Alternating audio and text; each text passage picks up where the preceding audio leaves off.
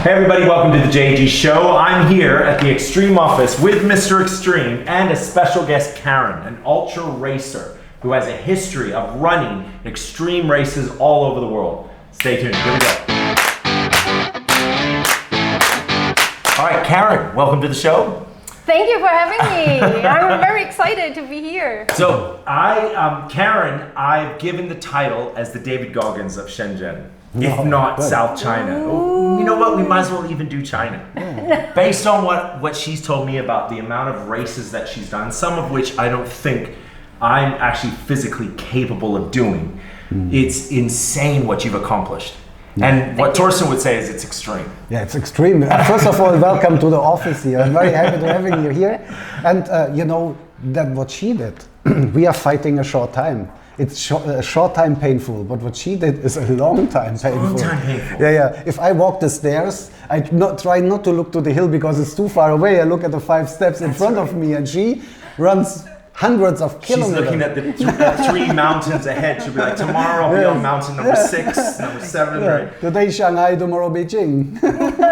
Karin was telling me about on her 50th birthday, she signed up to a race where you do a marathon in the desert. What's the name of that race? Marathon de Sables. Marathon de Sables. Yeah. So Sables is sand, right? Yeah. So you're running in the sand. This is a 7-day run where all the food that you need for the trip, you need to keep with you.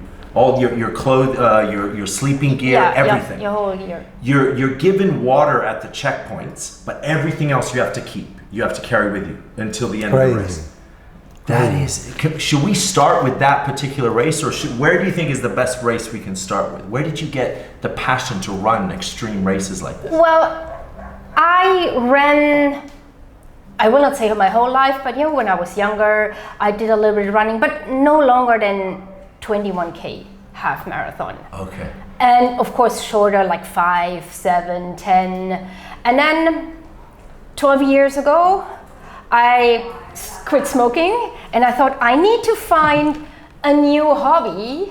I need to find something which can replace, partying and smoking. So I thought the easiest way is running, because outdoor is open 24/7. That's right. You just need a pair of shoes and a little bit clothes, and then you can start off. Yeah, there's no fee. You don't pay for it. You don't, you don't need to book a class or have a personal trainer. You are your personal trainer, and you need to motivate yourself to go out.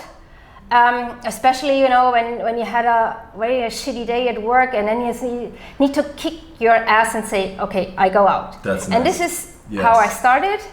And you do 5K or 7K, or in the beginning, I was running 200 meter. I was out of breath.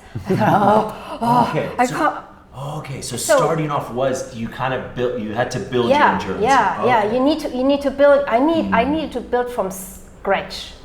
As I say, 200 meter, and I thought I'm out of breath. I can't go any further. And then next time you do a little bit more, and then after a while you think, I need to have a goal. I need to have something I train for. If you train, you want to achieve, to accomplish something. That's right. You need to have some kind of an event where that's like your milestone, right? One of the watches that you make is called a milestone. And then once you finish that one, you go on to another one. Then it was a half marathon in Hong Kong, and then I thought, okay, I need to do a marathon. I need to have that feeling of finishing 42 kilometer. And that's when I signed up for Singapore Marathon. This was my first full marathon. And then it's itchy, your feet are itchy, your fingers are itchy. You think, okay, what can I do next? And then shortly after that, I thought, okay, maybe I should go a little bit further in 42. And then I did my first ultra. I was TNF in Thailand, 50K. At that time, very flat, but hot. And from that moment on, you are hooked. You are addicted. That's it. And it goes further and further and further. And you look for more, you look for longer, you look for more challenging.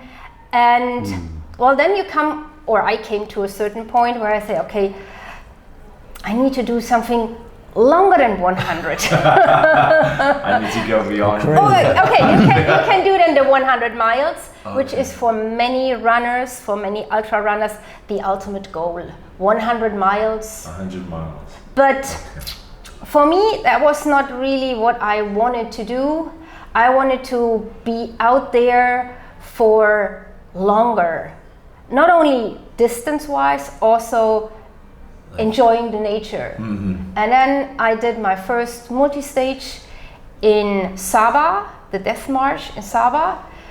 That was the Death March. I don't. Whatever the reason is to call something a Death March, it doesn't sound fun. It doesn't sound fun. It's actually in honoring of the Australian soldiers, which have been placed in Sabah, and they went on a march across the island. And I'm not 100% sure about the numbers now, but hundreds of them started and just a handful finished. Because they went through the jungle. We at that time had just a short jungle section, because now mostly it's road or plantation. We went on the road. It was brutally hot, it was humid, but it was great fun, because you are not alone. You are together in a group, or some ways you walk alone, but that being in a camp together with other people is really an experience which I wouldn't miss. It's extreme. That's extreme. Yeah. What was the longest you've ever run? Have you like? I will not tell you, because it looks very shitty now. I think you've done a 10K race. Yeah, no. I made. Very rarely I was running 20, but my training was different. It was for fighting, right? It was not the running itself. The running was just to build up a little bit of physics. But I cannot imagine to run such a long distance. And what would be interesting for me, if we train boxing, it's very clear. One day we do boxing, one day we do stretching, another day we make the abs, we make muscles. We can switch the training to different body parts to give the other body parts the opportunity to recover. But how is it with running? So how you train, how much breaks you take? Because you have just to run, right? You cannot say, no, I relax the body part. Yeah, now I'm going to do sit-ups. Or now No. You also should train the rest of your body. As you can see, I'm a lazy arm trainer. I have very floppy arms. My legs look much better, I can tell. But my arms, I should actually do more weight training. Most runners who do really those ultra distance, they also do weight training, they also do cardio.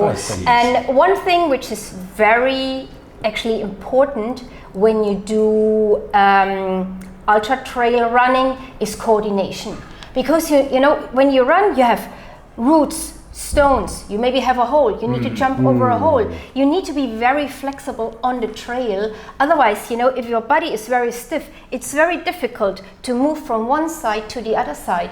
If you see the elite runners or the very good runners, they are very flexible. When they see a hole, they can turn a little bit the body to left-hand side or right-hand side. They jump over the hole.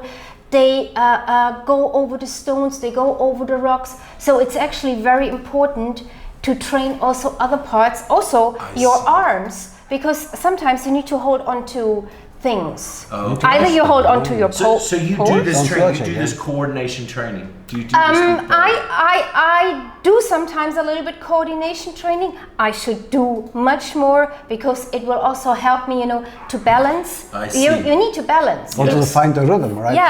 Not to come out of the rhythm. It's sometimes very, very uneven terrain.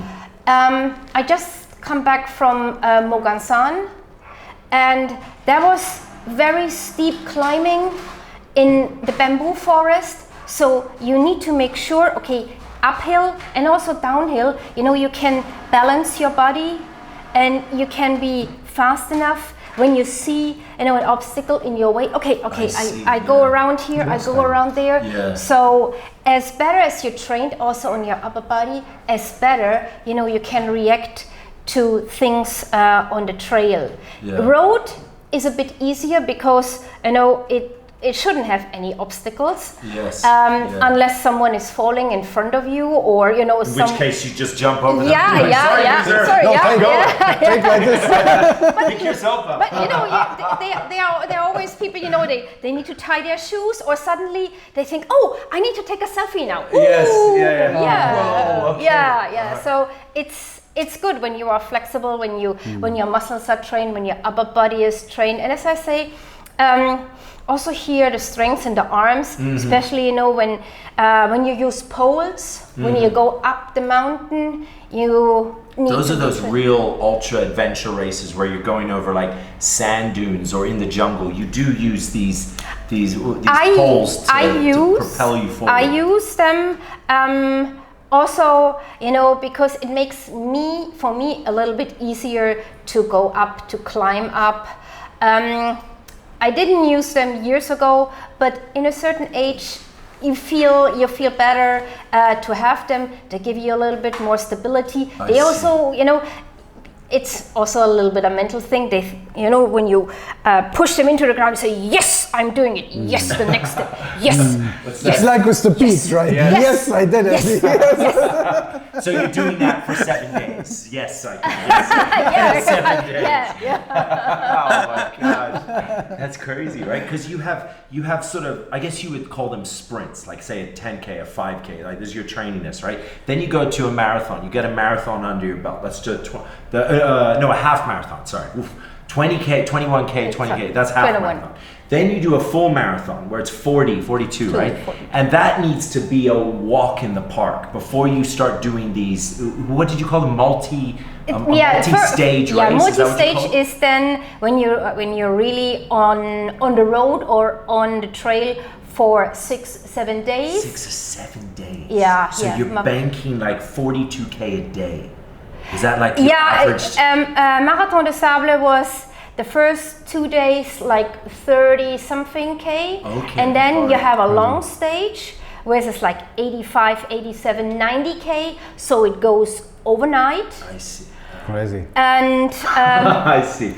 Yeah, that's where you really are on another level. You laugh at the people that do full marathons. Yeah. You're like, come on, no.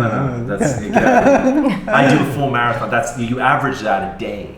And you're doing that for these segments, so it's first 2 days is like 30 some. Then you do a big stretch like 90K where you go overnight and you turn your torch on. Yeah, your headlamp. Yeah. Okay. All right. So how many of these multi-stage races have you done in your running career? I did 2. I did the Death March in Borneo and then Marathon des Sables, which is being considered one of the most extreme or one of the most challenging races in the world because of the hostile environment. Okay. The desert is not easy. You need to get used to it. To the temperature, first of all, right? Temperature. But temperature-wise, I need to say, it was not so hot than I expected, but you have a permanent wind. Okay. And you sweat, of course, a lot. And the sand. The sand is really something which is sometimes a bit annoying, when you feel, I have sand here in my teeth.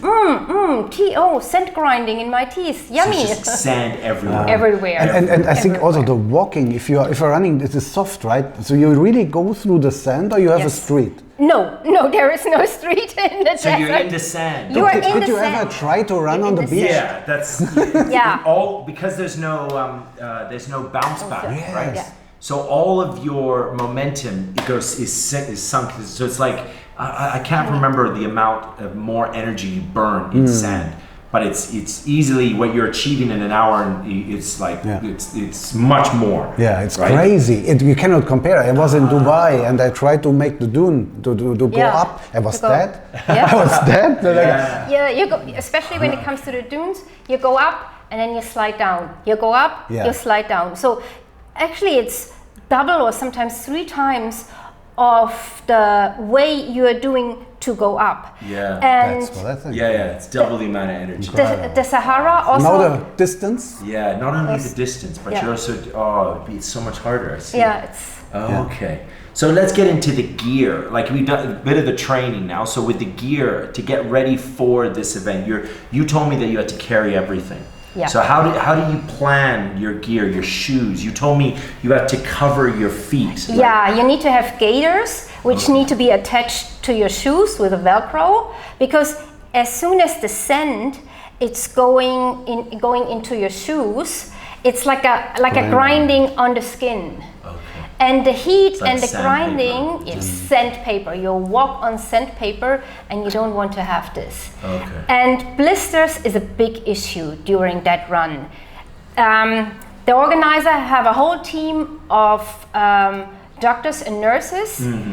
They set up a tent in the camp, and every evening there's a long queue of runners lining up to just to deal with their blisters. Yeah, blisters. Blister management. And how you don't know how to handle it, right? If you start, you have no experience so much, right? Luckily, I did that Borneo thing, and I learned how to tape my blisters, how to poke them. So the best thing is you bring sharp needles, and then you poke your blisters, you squeeze it out, and then you tape it. And the best thing is you keep the tape on as long as possible.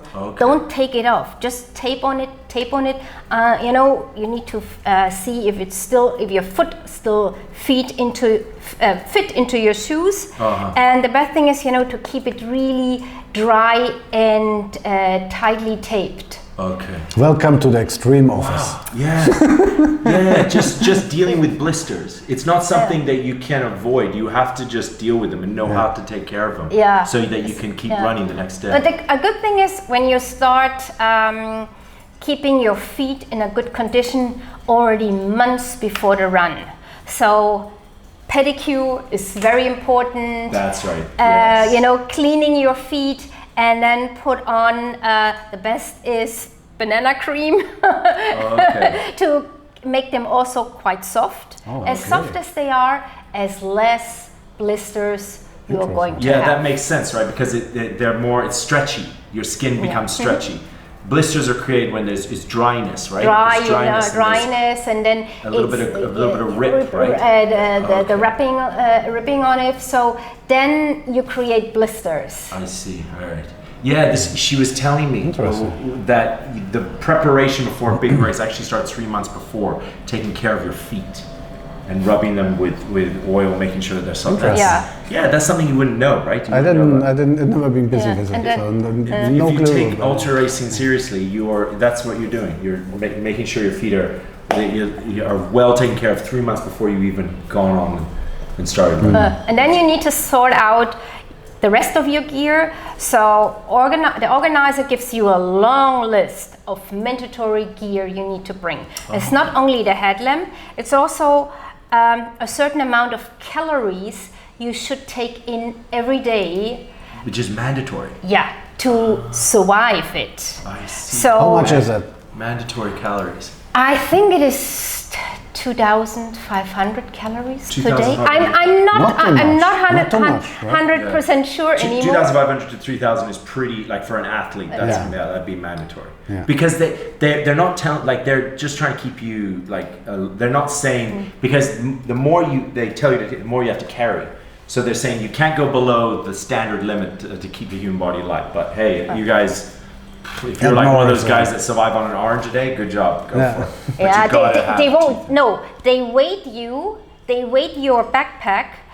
You need to have a minimum and a maximum weight. They are very flexible, but minimum weight. So they know, you have packed enough, and you need to show, I have my little cooker with me, and I have my headlamp with me, and I have batteries with me, and I have a knife with me, and this one and that one. So as I said, the list is very long, and then the food you bring, you can choose whatever you want, but most of the runners go for that dried astronaut food where you just put in hot water and you wait for 5 minutes, and then it gives you a certain kind of amount of calories already, especially designed food I see. for outdoor, for camping, for those extreme runs.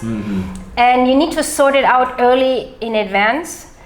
What food you like, you need to try it before. The worst thing is you pack and then in the desert you find out, oh, I don't like beef stew. Beef stews taste suck. The Big Mac is not good anymore. Days eating food you don't like. You don't like. You hate your life. Or your stomach, your stomach is reacting. The food is too salty, the food is too sour. I had one pack with that certain kind of beef stew I tried before, but in the desert, it gave me really, a burning in my stomach. So I know, okay, next time, no beef stew anymore. No beef stew, okay. So I'm a person, I like, like those custard things, which are easy to eat, easy to swallow. Also with the digestion, you need to see how it is working. So you need to try this months before. Yeah, that's what I was thinking. Like before you go on a race, you would have to trial and error every little aspect of the race. You're like what shoes you like, right? What kind of backpack, what the size, the structure of the backpack, and how even carrying the same weight. You'd have to get used to it, right? Yeah. And then trying the food, that doesn't sit well, and maybe even did you do that? Did you go through like a 7-day trial race on your own to sort of test like your? No, but I did like weekends. So I went to Hong Kong over the weekend with backpack, with tent at that time, with the sleeping bag, with the sleeping mat, with food and also the cooker and stuff like this. And then I hiked and then I camped overnight. So to get a little bit the feeling, how is cooking, how is sleeping there at night. The camp in the desert is super, super basic. It's a Berber tent. It's actually a blanket on a few poles, and there is nothing on the ground. There are stones on the ground. So the first person who reaches the tent, we'll find the best place. Find the best place and then take out the stones. And then the stones, you are using to secure that blanket because it's windy. And the worst case is a sandstorm. And then your whole tent is collapsing over you. And then you try to grab all your stuff, lay on your stuff. And just hold it. And hold and wait. Until the sandstorm is over. So you're dealing with sandstorms. Sandstorm is the worst what can happen, really. Yeah, because not only does the sand get in every little part of your body, like even if you completely protect yourself, sand is that thing that it just gets everywhere. You go to the beach, you sit down on the beach, you get up, you leave, and there's sand for the next 3 days. I cannot imagine to do this. I cannot imagine to do this. But then you have to protect your stuff as you're sleeping. You're like, oh, I won't be able to sleep tonight. I'm gonna have to do a couple hours of just getting all my stuff together. If this is the case, if you have a sandstorm, we had one night, and you try to grab everything. To protect it, it's not, the worst thing is, some of your mandatory things are being swept away or fly away. That's it, that's gone. It's gone.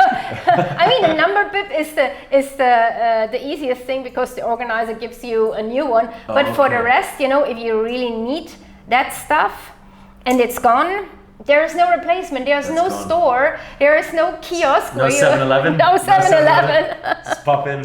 Crazy.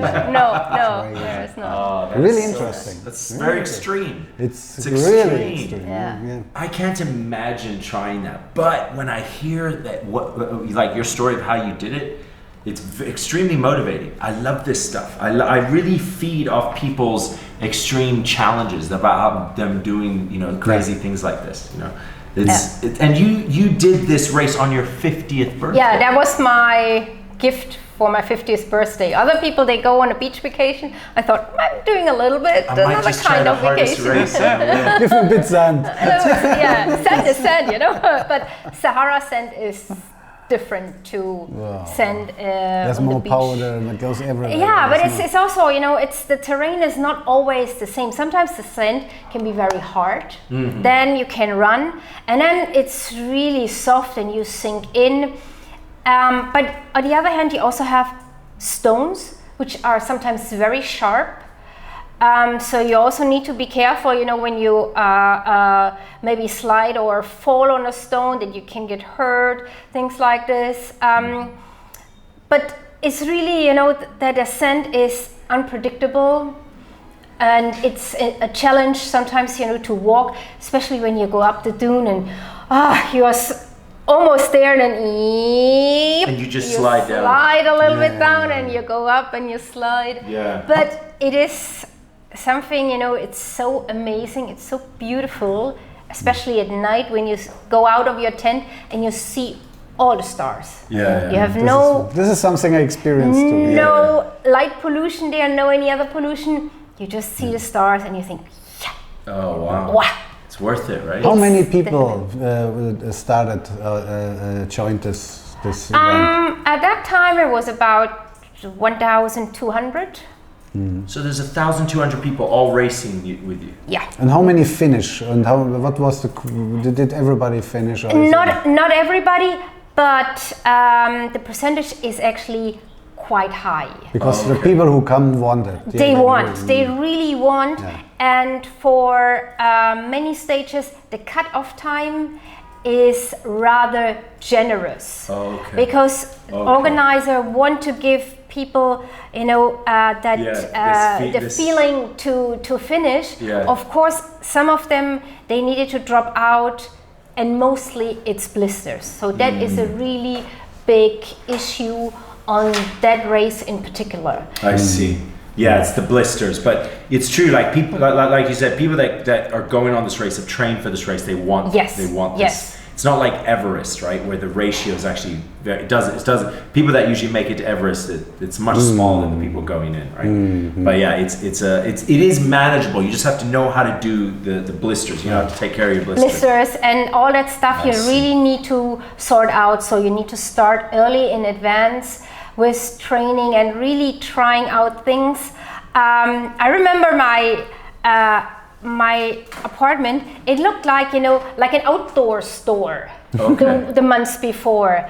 I tried many things, and then I packed everything, I repacked, I packed again, and I have, my friend gave me that vacuum machine where you can vacuum, especially the food. The food comes usually in that kind of a big bag. And then, you pack everything in a plastic bag and then vacuum, you want to save space, you want to make it teeny tiny small. Yes. And you try this, and that vacuum machine was working day and night for But you weeks. can't.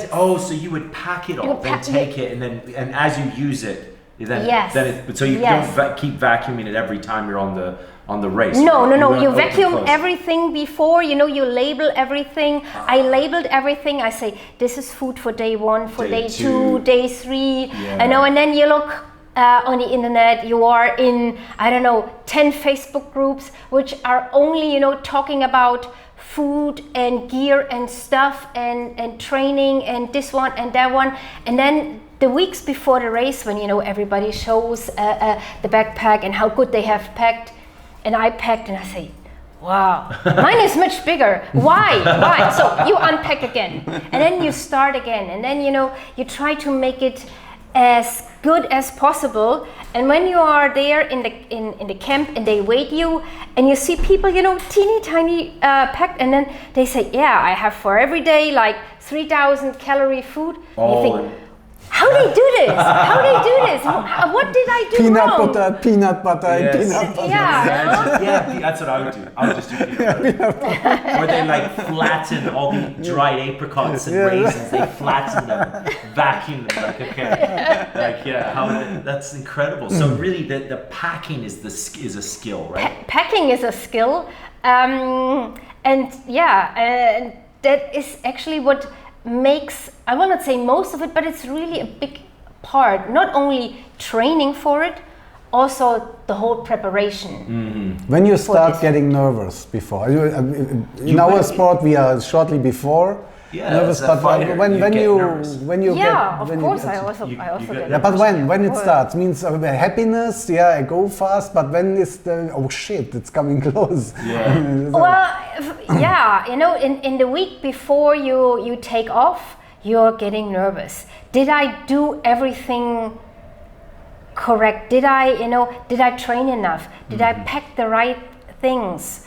And then, and then when you're at the airport and you think, maybe I should do this one. No, now it's too late. So yeah, and then it's the time to take off, and yeah, you're nervous, but actually it's then also the time you should say, okay, Done. take a deep breath, relax, trust yourself, trust what you have All the prepared preparation. for. Yeah.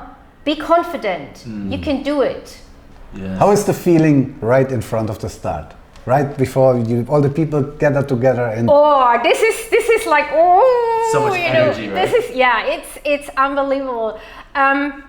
First of all, when you're then in the desert and the dust around you, the sand, and then minutes before the start, Marathon des Sables has one thing.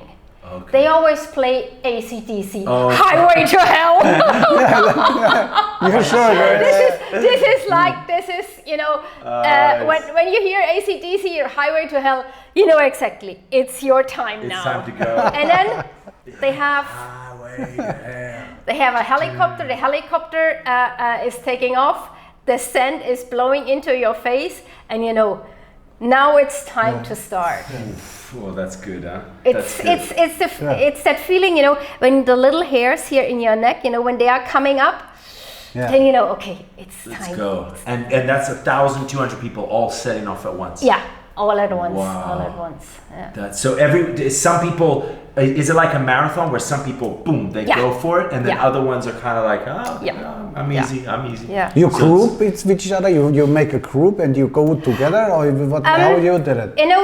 Since you're in the camp, they set up tents or the people in the tents are between 6 and 8 people per tent. Okay. Usually they put in together by country. So Germany, Italy, France, UK. I'm the Germans. I'm Australians. Where are we boys? I was together with the people from Hong Kong. Okay. Because I live here, and that was the closest thing. So yeah, you make friends with them. You are together, sleeping together next to each other, and since you became friends, and okay, maybe they go the same pace like I do, so you start off together. But on the course, you meet so many other people. You started chatting with them, asking where they are from, and you make new friends. Also, one friend of mine from Australia came. We haven't seen each other for a while, so we chatted on the way. And then I made new friends from New Zealand, from the UK. So it is also finding new friends on the way. And everyone has their different pace, right? Yeah. So you may catch up, you may talk for a bit, and then you might sort of lag back, and you kind of keep going. Yeah. I see. Yeah, it's similar to that in a marathon, right? When you run a marathon, you get the guys that run up ahead, and everyone kind of is all moving in different ways, right? But then with this, because it's longer, it's that same experience. So you're actually able to talk to someone and and they're like, all right, we've spent an hour talking. I'm gonna pick up the pace here and take it easy. Yeah, maybe next day you see the same people after 30 or 20 kilometers again. Say, hi, we chatted yesterday. Yeah, come over tonight for a cup of having water. the peanut butter. Yes.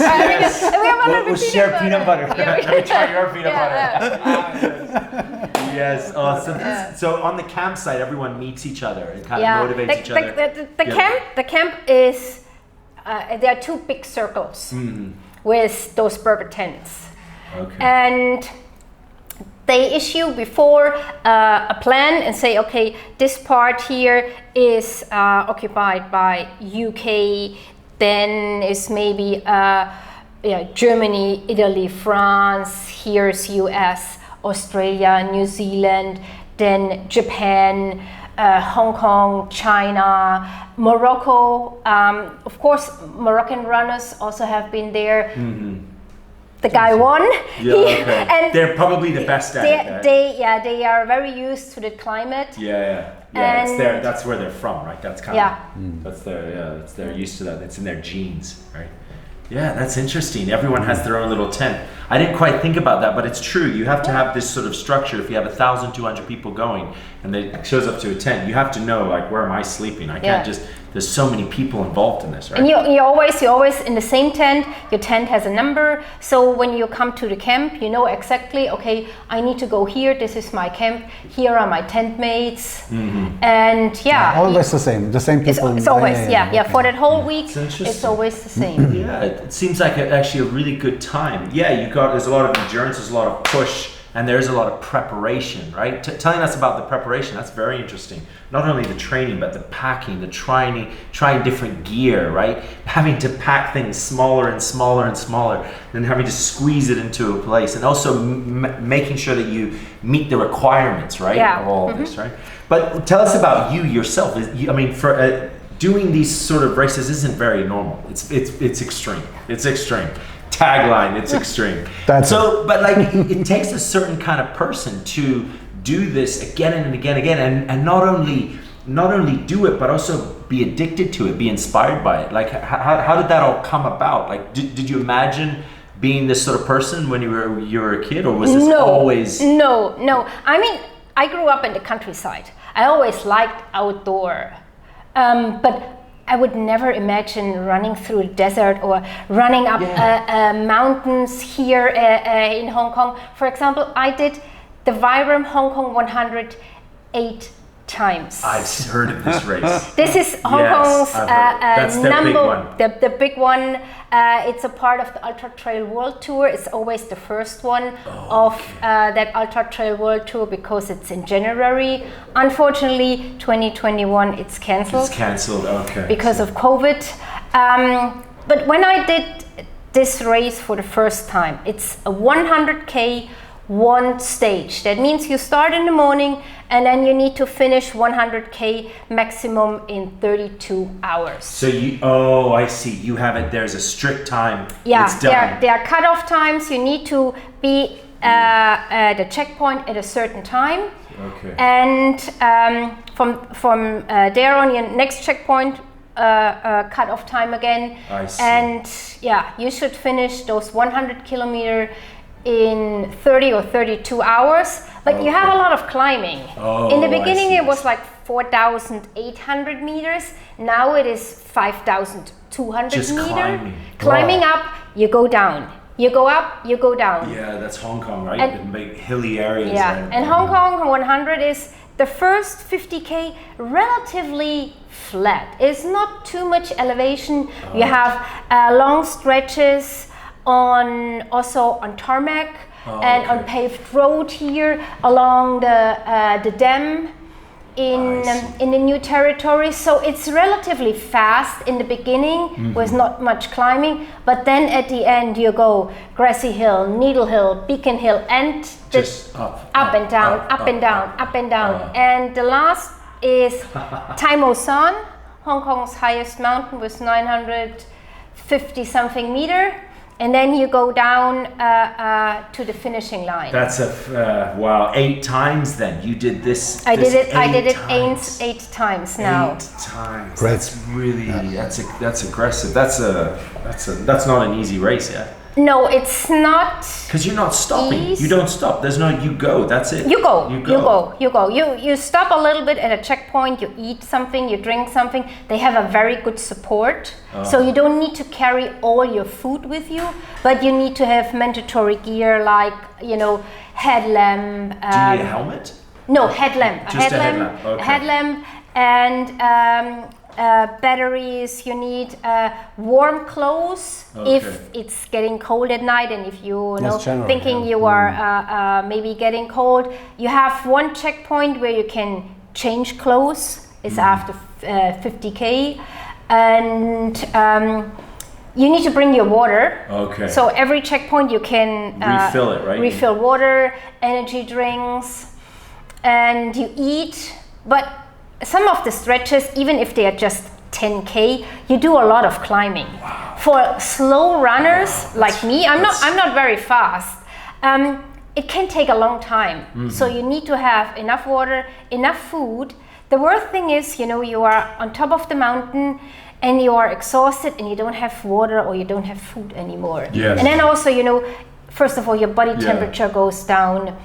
Your mental strength goes also down. It's a lot of mental things. It's a mental thing, yeah. It's a mental thing to push. And also, to have everything with you, what you need, and then you can go on. Wow. And my first Hong Kong 100 was... How was that? Was that? Oh my God! We talked before about blisters. That was. You got experience. Pain. That was 50 kilometer pain. 50 kilometer pain because it started already before the 50K mark that I felt okay. There's something on my feet. And then I taped it myself for the first time. Okay. But it kept rubbing and rubbing and rubbing. And so it's just 50K of pain. You're just ouch. And then I moved on. At 70K, I went here to the first aid and showed them my feet, and then they taped it again. And then at 90K, before time was on, I got my feet taped again. Okay. And when I finished, I had blisters on both feet, size like this. Jeez, okay. On the way down, at that time, it was a paved road down the mountain. I was walking on the outside of my feet because the inside was all blisters and pain. So I walked down like wobbly, down from one side to the other side. No stopping. No excuse. That's David Goggins, right? And then do or die, stay hard. At the finishing, they gave me my finisher hoodie, my medal, and then the lovely lady said, "Oh, you come back next year?" And I said, "You're crazy! I never ever come back! Never ever in my entire life!" Wow! Then you did it. You did it, and you did it 8 years in a row. 8 times, wow. yeah. That's amazing. So that's such a different kind of race to the 7-day one. The preparation and the way that you attack that challenge is different. It's different because the way you were saying it with the 7-day race, you're able to sit down and talk and hey, you got like these little buddies, right? You're like, oh, okay, I'll see you tomorrow. Okay, but with that one, you're just going. It's balls to the walls. Like I got you because you have a time cap, right? Yeah. Yeah. So that's probably I can imagine blisters. You couldn't stop. You stop, you're out of the race. You're nearing to the end. You just have to finish it. Yeah, and then when I got the blisters taped the first time, the guy said to me, "Oh, no worries, you did the worst part already. Just go on." But the worst part was just coming. I think you say it so many times. That's smart. That's smart. He said that. Yes, that's a smart thing to do. Or else you would have been like, wait, what? Yeah. Don't worry, you're fine. Yeah. Good luck. Yeah, just So you've got a personality that is very addicted to these sorts of challenges. What would be coming into the future then? Obviously COVID, like you said, a lot of races have cancelled. You've missed out on probably the majority of the year, if not the whole year of races. What's your next big challenge? Well, right now a little bit. Karen's bucket list. Here the races already coming back here in Hong Kong. In China. I did 2 ultras in the past 3 weeks. Okay. One in Ninghai, 50K, and last week in Mogansan. Okay. With in China. Oh, yeah, okay. with 70K. China's still rolling. China is now back with a lot of races, while Europe. They had over the summer 1 or 2 races, like in Spain or in France, what I saw, but the big schedule is not back yet. It's not back so yet. Maybe the second part of 2021 races are back. But I have now 2 multi-stage races for 2021 since they all got postponed. One of them will be end of May, Cape Wars in Cape Wars. Scotland. Scotland, okay. What does that entail? 400 kilometer in 8 days. 400K in 8 days. 8 days. Okay. Same style as Marathon des Sables, but their camp is obviously a little bit different. But challenge-wise, it's long. So 400K 8 days, Scotland. What's the next one? The next one is then Racing the Planet is making a race in Georgia. Georgia, okay. And it got postponed from this year, so it will be in summer in August in Georgia. And this is the 250K. 250K. Yeah. How many days do you have to do that? This is 7. 7 days. This is okay. 7. Holy That's shit. a busy 2020. Yeah. I need Running more than my car. Yes, that's good. I need to train hard, prepare. My friend already said, "Oh, you need my vacuum machine," and I said, "Yeah, Yes. I need a vacuum machine for the whole year." Yes, get the Facebook groups, start the trail, start the practice runs. How do you actually, to finish off, tell us what your training plan would be? Like the 2-3 things. If someone were to say, "I want to do an ultra race, Karin," what do I do? What are the 3 things I start with? First of all, get your mindset to things like this. This is always something which actually helped me a lot to set my mind on those things, to do it. Focus. And then training. Well, there are a lot of training plans with running out there, and you really need to find the one which suits you. I cannot tell you, okay, do Monday 15K, Tuesday you do this. Some people doing this. They download from the internet, or they have a chat with a personal trainer, or from experience. So for me, I'm actually very lazy. I got the feeling. I got this feeling. She's very lazy. I do what I 400 days is not lazy. 400K. I do what I have. What I have to do. So that's incredible. I think now it's really time for me here, because also the weather is much better, to go out for more longer runs. Like, on the weekend you do 30, 35, 40. You can do here easily. You can also include here some of the mountains here in Nanshan, the elevation. That's what I was thinking. Train to go up and down, up and down. I really miss running in Hong Kong. Hong Kong running always helps me a lot, because it is challenging in Hong Kong. The trails are sometimes very hard, the surface, so it gives you a lot of pressure on the knees. But it's really a good training, because you have climbs, you have a lot of stairs, you get a lot of power from it, a lot of satisfaction from it, and I really miss it. And you have good views, which is very good for this. The outdoor training in Hong Kong actually is very good. Which is sometimes very important. When you climb up a mountain, and then you look down and you see, the sea and the beach and the other mountains around. It is really, really something. It feels so good. A lot of energy. It gives you energy back. Hong Kong I really miss, so I hope anytime soon we can go back on the trails. Start training there. Yeah, training there. Okay, so that's like your 3 tips. You obviously got to get your mindset right. Start focusing. There isn't and your advice was there isn't one particular plan. You do need to trial and error your training plans, and then obviously the last thing is just got to hit the road. You got to start running, incorporating like flats and hills, and then combinations.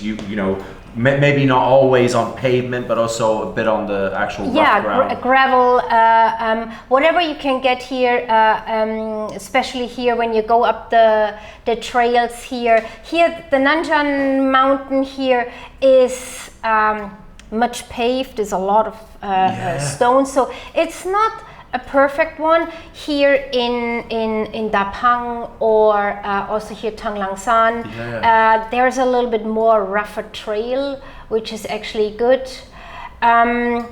Here Shenzhen, you need to travel a little bit before you can hit a good trail.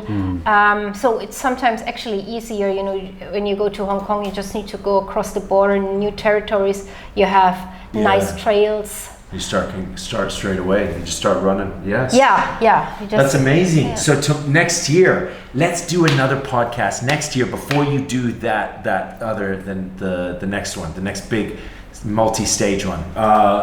Scotland is after? Or? Scotland will Scotland's be first. End of May. Okay, end of May, ladies and gentlemen. Scotland 400. Lazy 400. Lazy 400, yeah. And to do it in 8 days. Yeah. To do it in 8 days. Wow. All right, Karin, thank you so much for joining the show, sharing your experience, giving everyone such motivation.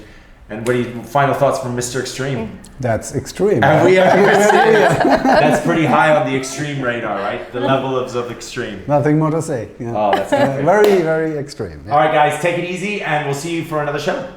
Boom.